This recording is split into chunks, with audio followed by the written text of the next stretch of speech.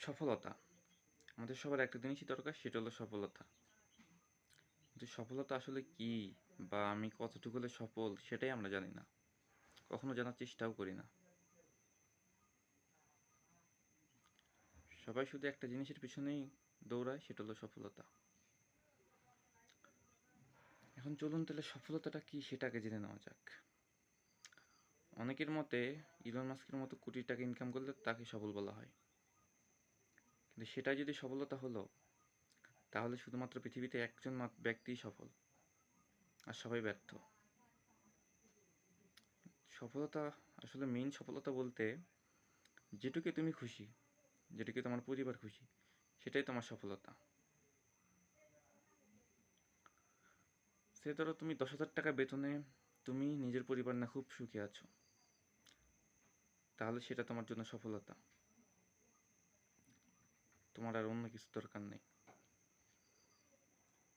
যেদিন সফলতার এই আসল মানে বুঝতে পারবো, সেদিনই আমরা সবাই সফল হব। আর এই সফলতা অর্জন করতে গেলে প্রয়োজন কঠোর পরিশ্রম। কিন্তু শুধু কঠোর পরিশ্রম করলে কি সফলতা আসবে? ধরো একজন কৃষক, তার 1 বিঘা জমি আছে, সে 1 বিঘা জমিতে ধান রোপণ করলো। সে জানে সেখানে ধান রোপণ করতে কী পরিমাণে সার দিতে হবে। সে জানে সে ধানটা হওয়ার পর ঠিক কী পরিমাণে ধান হতে পারে। সে জানতো যে তার জমিতে খুব বেশি হলে 20 মণ ধান হবে।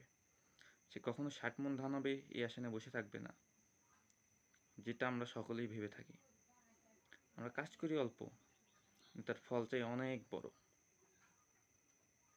এই বড় বড় বড় যেদিন মন থেকে এই আরও চাই ভাবটা যাবে, সেদিন মনে করবে তুমি সফল।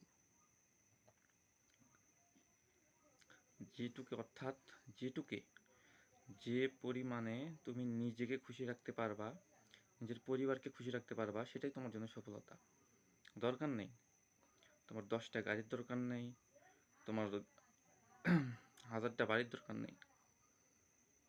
তুমি যদি ভাঙা ঘরে থেকে দুবেলা দুমুঠো খেয়ে নিজে এবং নিজের পরিবারকে ভালো রাখতে পারো, তারা যদি সবাই খুশি থাকে, সুস্থ থাকে, তাহলে এটাই তোমার জন্য সফলতা।